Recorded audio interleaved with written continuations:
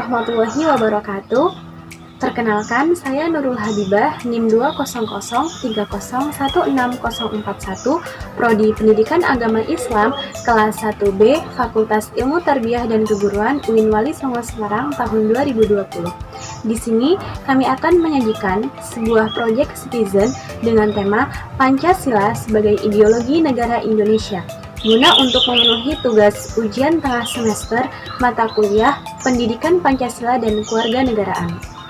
Nah, sebelum berbicara lebih jauh, yuk kenalan dulu dengan anggota kelompok 1 kami.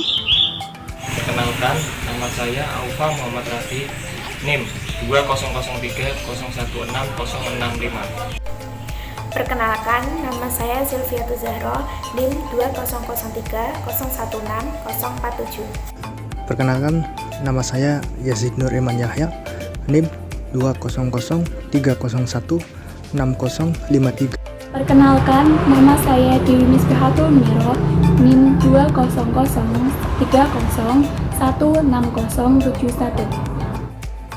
Perkenalkan, nama saya Reni Wijayanti, NIM 2003016059. Perkenalkan, nama saya Muhammad Nasrul Hasib, NIM 2003016016077.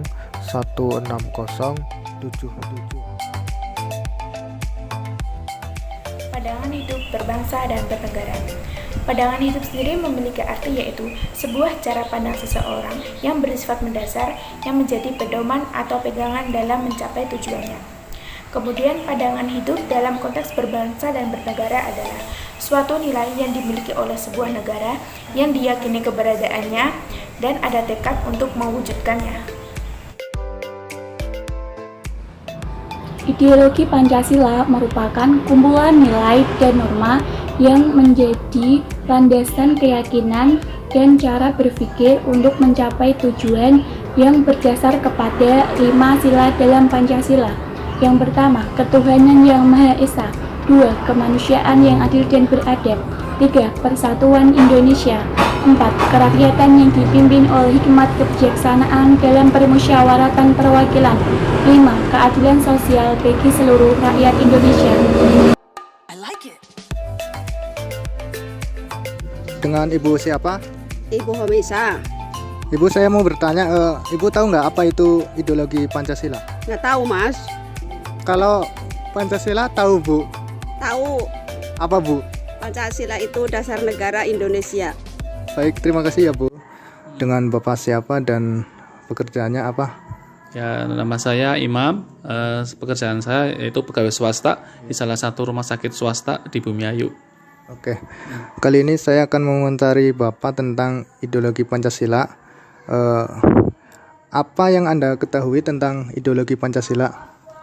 Menurut saya, ideologi Pancasila yaitu gagasan ataupun cita-cita dari bangsa Indonesia untuk menerapkan nilai-nilai Pancasila dalam kehidupan sehari-hari. Yaitu gagasan dari bangsa Indonesia untuk mencapai nilai-nilai Pancasila biar bisa diterapkan dalam kehidupan sehari-hari dan bisa membangun bangsa Indonesia. Ya. Lalu bagaimana peran ideologi Pancasila di era globalisasi ini?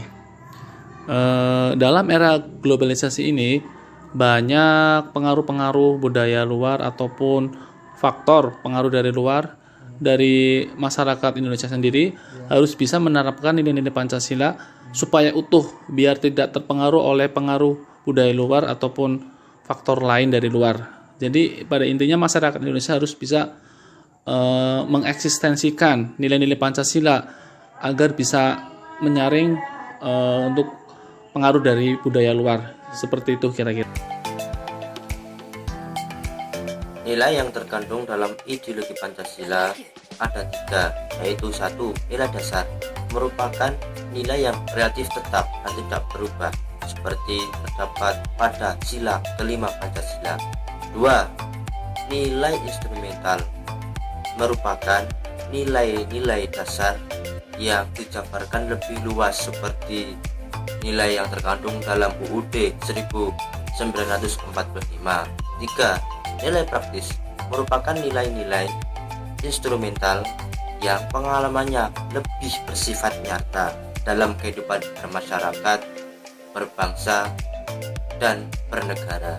Misal, saling tolong-menolong dan kerukunan sesama.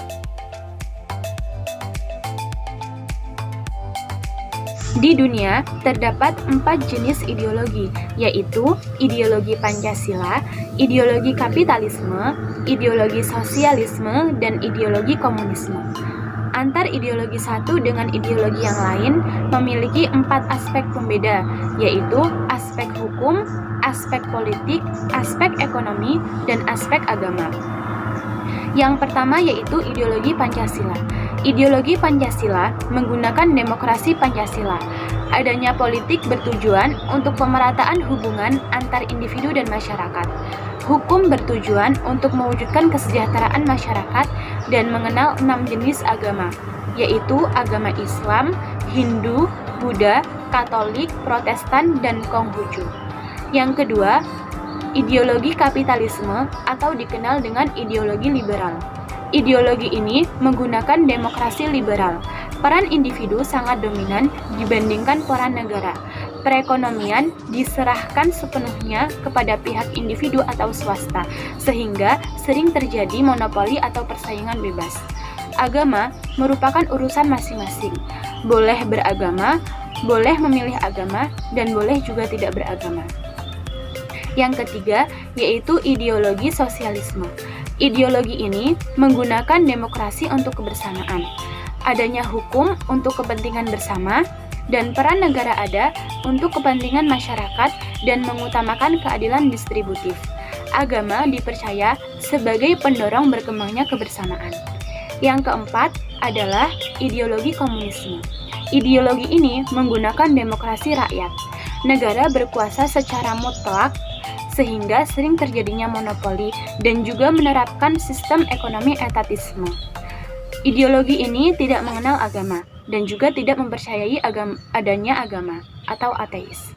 Demikianlah perbedaan atau perbandingan antara ideologi satu dengan ideologi yang lain yang ada di dunia.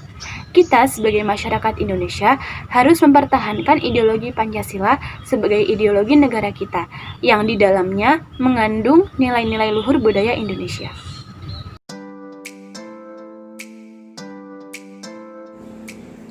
Tantangan yang harus dihadapi oleh seluruh masyarakat Indonesia di era globalisasi adalah tantangan mengenai kapitalis dan liberalis yang saat ini mulai menggerogoti kepercayaan masyarakat Indonesia terhadap Pancasila. Saat ini, masyarakat Indonesia lebih pada masyarakat yang individualis dan lebih mengutamakan kepentingan individu. Selain itu, masalah lain yang menyangkut ideologi bangsa di Indonesia adalah kerusakan karakter bangsa. Moralitas pemuda saat ini lebih menyontoh bangsa Barat daripada membangun karakternya sendiri. Kemudian tantangan lainnya adalah banyak ideologi alternatif yang tersebar di media informasi yang sangat mudah untuk diakses oleh seluruh bangsa Indonesia seperti radikalisme, konsumerisme, ekstremisme, dan lain sebagainya. Hal tersebut juga membuat masyarakat mengalami penurunan terhadap intensitas pembelajaran Pancasila dan berkurangnya efektivitas serta daya tarik terhadap pembelajaran Pancasila.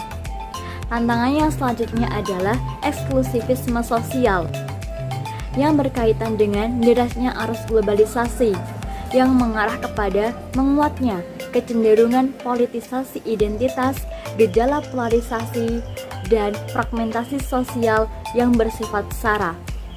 Tantangan yang selanjutnya adalah masih melebarnya kesenjangan sosial, di mana masih terjadi sentralisasi pembangunan ekonomi di wilayah-wilayah tertentu.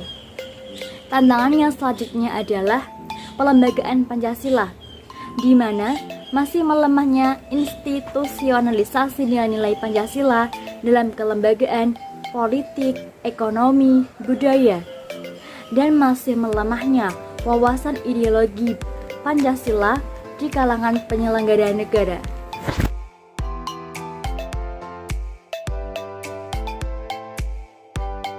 Di era globalisasi ini telah memberikan tantangan baru yang mau tak mau harus disikapi dan dilawan oleh semua elemen masyarakat. Di era globalisasi ini, mau tak mau, suka tak suka, harus dihadapi bersama karena bangsa kita sudah berada di pusaran arus globalisasi dunia. Untuk itu, betapa pentingnya peran nilai-nilai ideologi Pancasila sebagai pandangan hidup masyarakat. Pancasila akan menilai nilai-nilai mana saja yang bisa diserap dan disesuaikan oleh nilai-nilai yang ada dalam Pancasila itu sendiri.